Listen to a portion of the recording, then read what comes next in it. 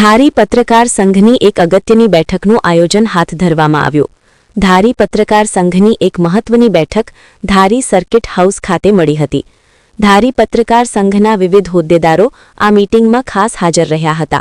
મીટિંગનો મુખ્ય હેતુ આવનાર સ્થાનિક સ્વરાજ ચૂંટણી બાબતે પત્રકારોની ભૂમિકા બાબતે ચર્ચા વિચારણા હાથ ધરવાની હતી.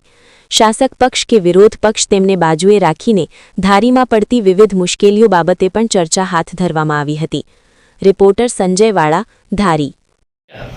આજ રોજ ધારી સર્કિટ હાઉસ ખાતે પત્રકારોની એક ખાસ બેઠક બોલાવવામાં આવી હતી, જેમાં આગામી દિવસોની અંદર તાલુકા પંચાયત તેમજ નગરપાલિકાની ચૂંટણી યોજાઈ રહી છે, ત્યારે વિવિધ મુદ્દે ઉપર ચર્ચા વિચારણા કરવામાં આવી હતી.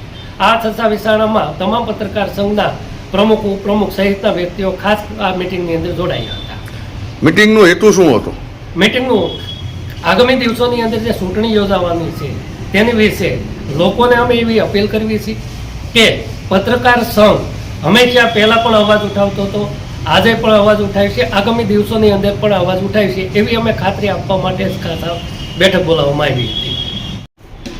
આજે સર્કિટ હાઉસ ખાતે મિટિંગ યોજી હતી, ક્યાં હેતુથી અને કઈ રીતે આયોજન હતું? ધારી નગરપાલિકા તેમજ સ્થાનિક સ્વરાજ્યની ચૂંટણી જ્યારે આવી રહેલી છે આગામી દિવસોમાં, ત્યારે પત્રકારોની ભૂમિકા અંગે જે ધારીના લોકલ પ્રશ્નો છે, તાલુકાભરના જે લોકલ પ્રશ્નો છે, એ પ્રશ્નોને ઉજાગર કરનારો પત્રકાર. આમ જોઈએ તો શાસક પક્ષ અને વિપક્ષની વચ્ચે જે ચૂંટણી જંગ જામેલો છે હાલના દિવસોની અંદર અને તડામારીની તૈયારીઓ કરી રહેલા છે, ત્યારે આ અંગે પત્રકારોની ભૂમિકા.